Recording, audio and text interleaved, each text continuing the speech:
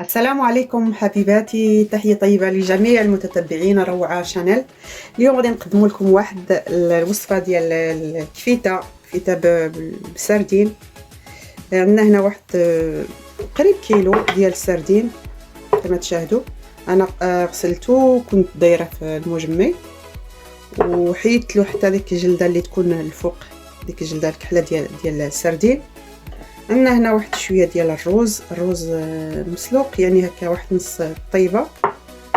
وعندنا هنا التوابل، وعندنا هنا الزيتون، وهنا المطيشه، واحد 4 ديال المطيشات محكوكين، ودرت لهم لي زيبيس. هادو هما اللي غادي نديرو كوم صوص، يعني درت لها شويه مليحه، شويه البهارات ديال البهارات ديال لاصوص طوماط. وعندي هنا شويه بصل اخضر، شويه ثوم، شويه الحامض مصبر. هنا عندي شويه البسباس، وهنا عندي البهارات، تومه، كزبره يعني ناشف، ملح، شويه الهريسه، كمون، بابريكا، الخرقوم، شويه الكزبره ناشفه، ثوم ناشفه، جنجبر، زنجبيل، وشويه الفلفل الابيض. دابا غادي نبداو على بركه الله نطحنوا هاد السمك ديالنا السردين، نطحنوه ونضيفوا له التوابل وما تبقى من الخلطه. ديت الطحانه ديالنا غادي ندير لها هاد السردين. يعني الا بغيتو تحيدوا داك هذا الابيض حيدوه، الا ما بغيتوش يعني داك الجلده ديالو الكحله، الا بغيتو تحيدوها حيدوها، الا ما بغيتوش تحيدوها مش فاش.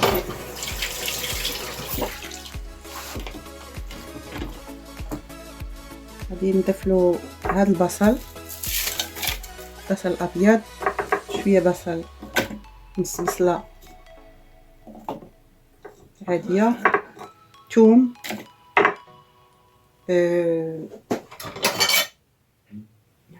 نديرو به يعني بهذا ديالو حامض مصبر.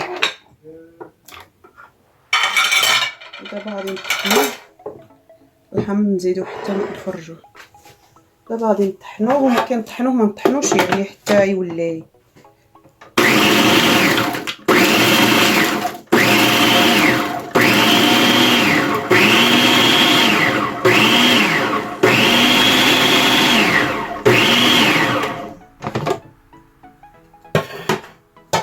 شوفوا كي باقي.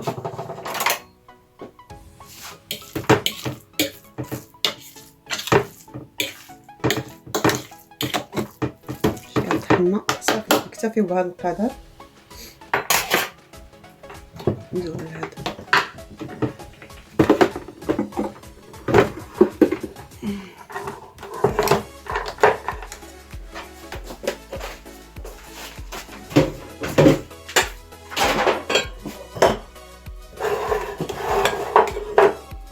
هذا الخلطه ديالنا.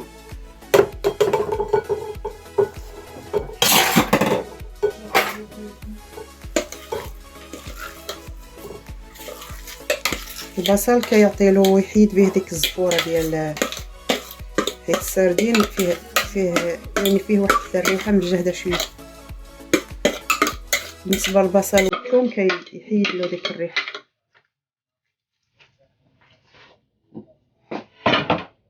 ودابا غادي نزيد له البهارات،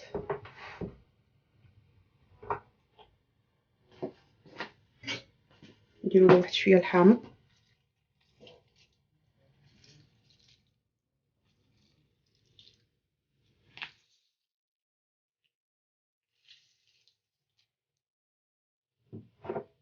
نضيفو الروز،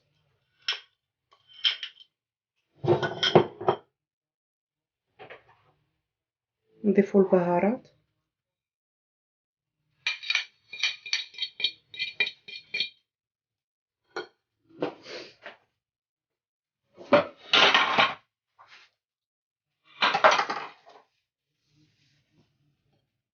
كنت في المرمي.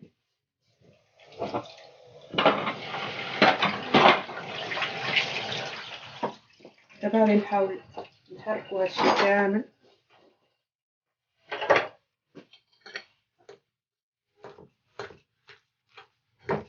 نحاولو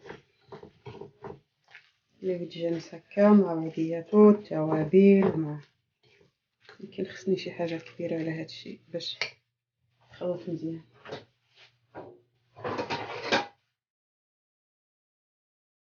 اخواتي بالنسبه لاصوص ديالنا غادي نديرها في واحد الطنجره اللي غادي نطيبو فيها. غادي نطيب هاد يعني الكفيته غادي نطيبها في هاد الطنجره الصغيره. غادي ندير كلشي ديك الصوص نبداو بها باش تطيب لنا. فيها الملحه وفيها البهارات نفس البهارات اللي درنا في الحوت، يعني غير شويه شويه يعني باش تنسم المطيشه. نزيدو واحد شويه زيت زيتون ونديروها على العافيه باش غادي نزيد لها شويه المعدنوس نديروها باش تقاد لنا فوق البوطه.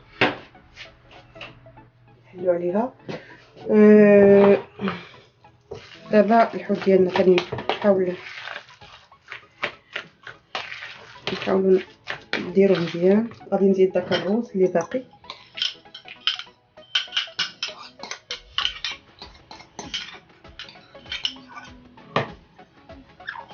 نديرو كامل الرز. ودابا نحاولوا نخلطوا هادشي ديالنا كامل باش نديرو على شكل كويرات.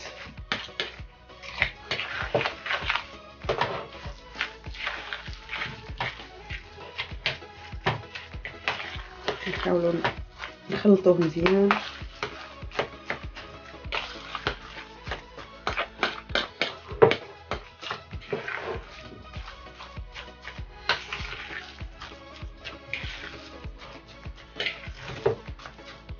نديرو واحد شويه ديال زيت زيتون.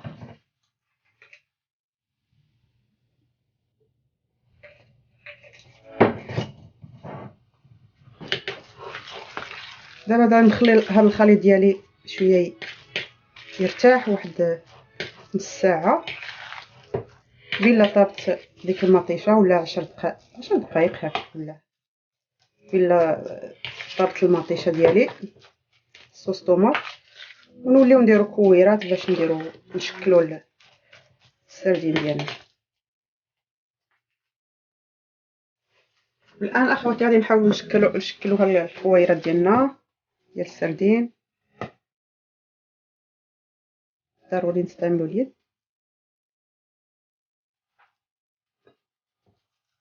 كويرات هكا كيما بغيتو يعني ديروهم صغار ولا شويه يجيو هكا كبار مزيانين.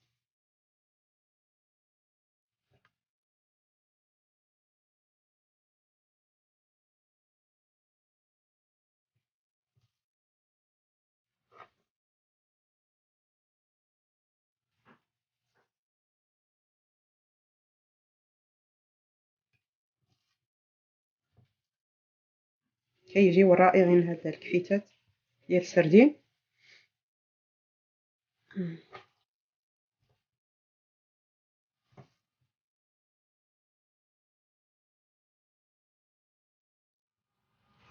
ونحاولوا نستمروا بهذه الطريقه حتى نشكلوا كاع الكره ديالنا.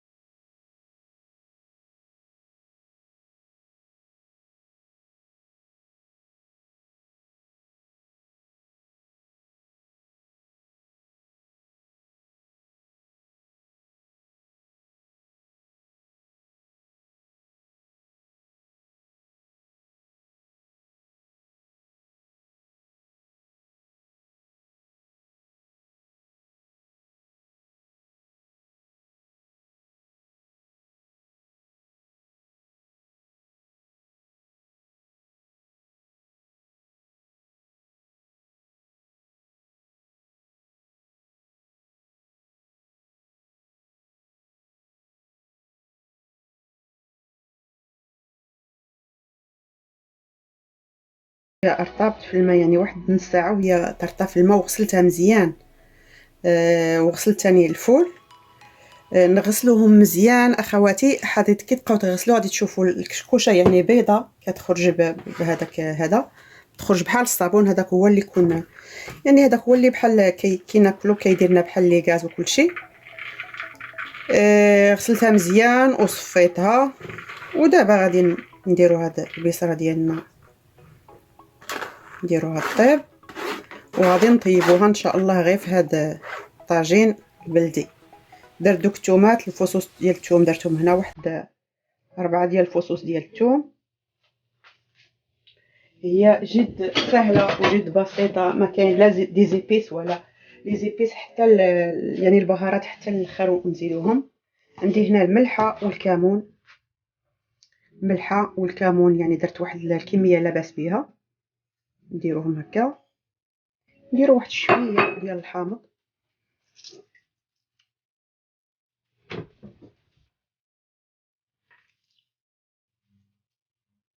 ونديرو شويه ديال الماء، ونخليو البصاره ديالنا طيب على خاطرها الماء بارد.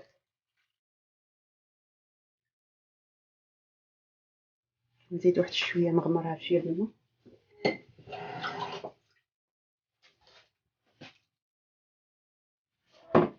نحركها هذا الملح والكمون.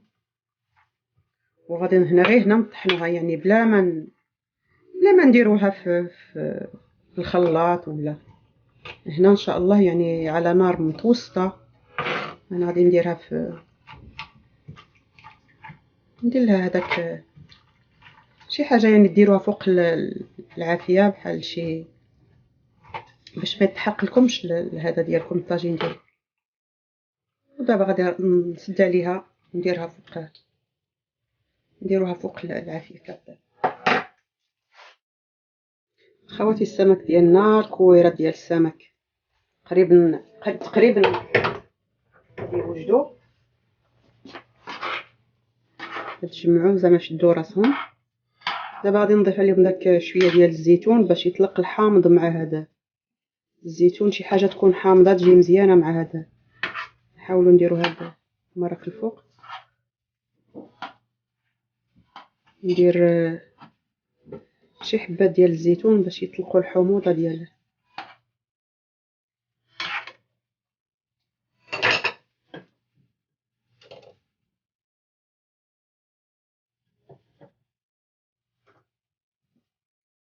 الحموضه مع السمك تجي زوينه.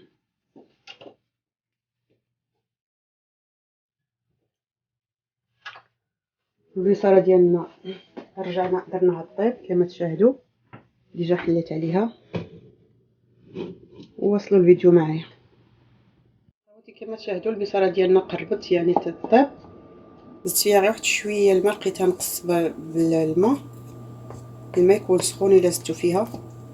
ودابا غادي نستمر هكا نبقى نمعسها هكا وبشويه بشويه، وانا بشويه بشويه وحنا نحركوا فيها باستمرار. ثاني نحاولوا نغطيو عليها ونخليوها تواصل الطياب ديالها. خواتي نحاول نستعين شويه بهذا بدون ما نجرح هذا ديالنا، غير ندير هكا نكرازيو نمعسها هكا غير شويه الفوق باش كتجي كوم اون بوري يعني تجي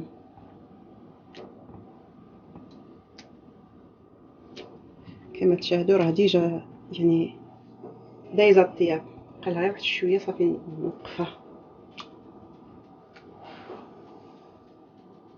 نحركها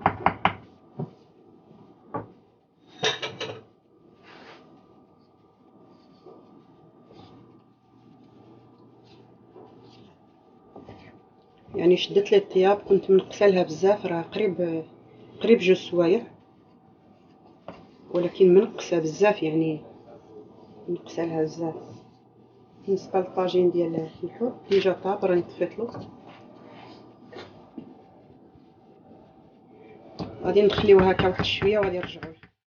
خواتي هذا هو الطاجين ديالنا ديال ديال لي بولات ديال السردين، كويرات ديال السردين. ديجا هو طاب، غادي نسد عليه. دابا درت هنا في واحد الكاسرول، درت واحد شويه ديال الزبيده، وغادي ندي فيه ونجيب ديك الثومه. باش ديك الثومه غادي نديرها، نزيدها على البصاره ديجا جاهزه، خرجتها انا وطحنتها، ما بغيتهاش تكون شويه قاصحه هكا. الوغ طحنتها ورجعتها هذا الطاجين. دابا غادي نزيدو لها الزيت، نزيدو لها شويه الحار،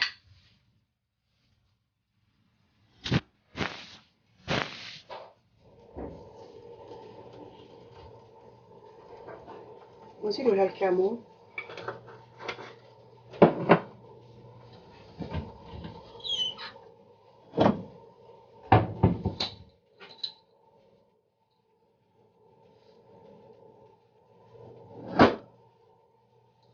نزيدو لها الزيت. الاحسن تكون زيت البلديه.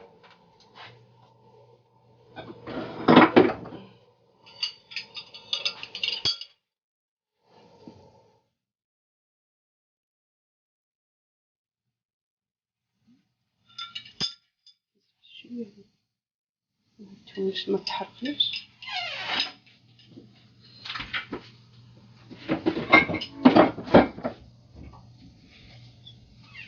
نحاولوا نحركوا الطاجين ديالنا، ديجا راه جاهز.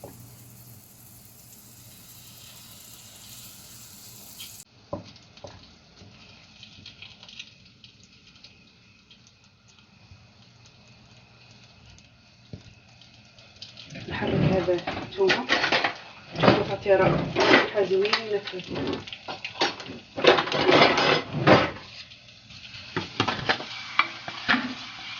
درتها معايا في الزبده، وزدت لها واحد شويه ديال الزيت. ما نحاولوش نحربوا الزيت، غير نديروها نجيبوا هذيك الثومه كتعطي رائحه زوينه فيه.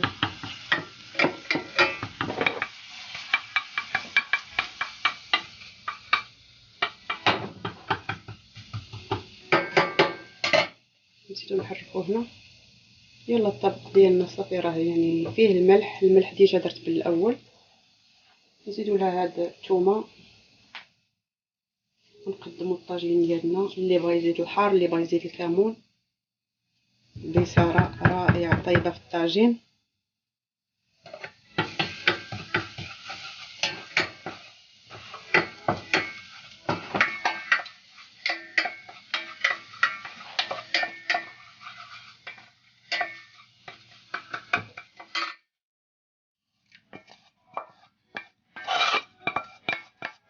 نزيدو فيها ديك الثومه اللي عيناها ونحركوها.